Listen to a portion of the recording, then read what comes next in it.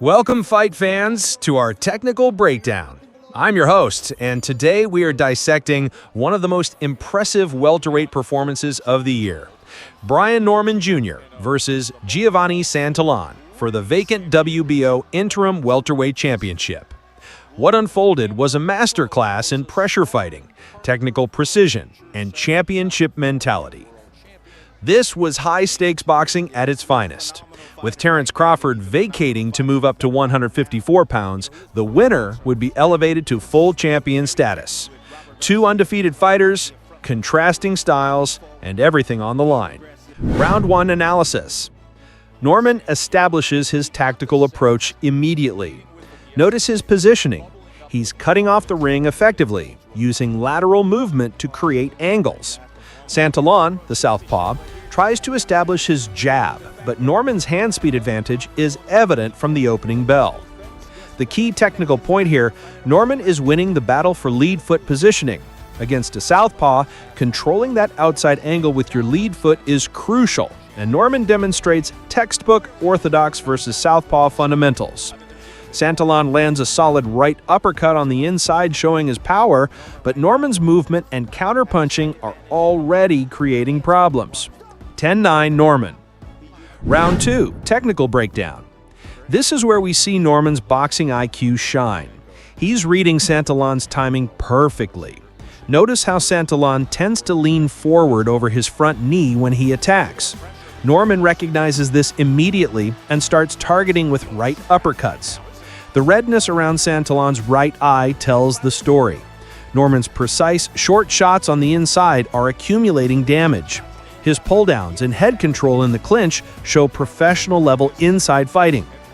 Watch Norman's defensive responsibility here. He's slipping punches, using head movement, and when Santillan gets close, he ties him up intelligently. 10-9 Norman. Rounds 3 and 4. The pattern emerges. By round 3, Norman has open cuts over both of Santillan's eyes. This isn't accidental, it's systematic targeting. Norman has identified that Santillan drops his hand slightly when he comes forward, leaving openings for sharp, cutting shots. Santillan's corner is telling him to move more, but Norman's ring generalship is exceptional. He's cutting off escape routes and forcing Santillan to fight at his preferred range and tempo. The punch statistics favor Norman significantly. He's landing at a higher percentage, and his shots are doing more damage. Santillan needs to make adjustments, or this could get ugly quickly.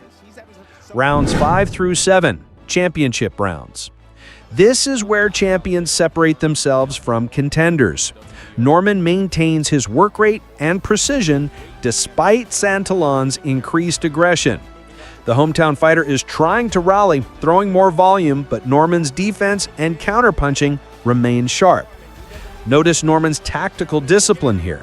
He's never getting drawn into wild exchanges. When Santillan applies pressure, Norman uses his superior footwork to create space, then fires precise combinations. The left eye cut on Santillan is becoming a serious factor. Blood is affecting his vision, and Norman is smart enough to target that side consistently. Round 8, the turning point. This round showcases Norman's finishing instincts. He hurts Santillan with a straight right hand that buckles his legs, then immediately increases his attack volume without becoming reckless. The uppercut at the end of this round is technically perfect. Norman uses a slight pull down with his left hand to create the opening, then delivers the uppercut with full leverage. The result? Santillan's nose is broken and blood begins flowing heavily. This is championship-level finishing. Norman smells blood but maintains his technical discipline. 10-8 round. Round 9, Heart of a Warrior. Credit to Santillan's championship heart. Fighting with a broken nose and blood streaming down his face, he continues to press forward. But Norman's clinical precision is relentless. The visual is shocking. Santillan looks like he's been in a war zone, but his corner allows him to continue. Sometimes boxing tests a fighter's will beyond what seems reasonable, and we're witnessing that here. Norman's punch selection remains perfect. He's not headhunting. He's picking his spots, landing clean shots, and building toward the inevitable conclusion. Round 10, the finish. And here comes the end. Watch the technical setup.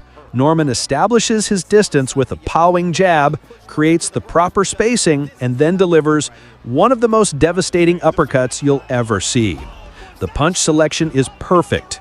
Santillan, compromised by blood and damage, walks into a picture-perfect lead uppercut.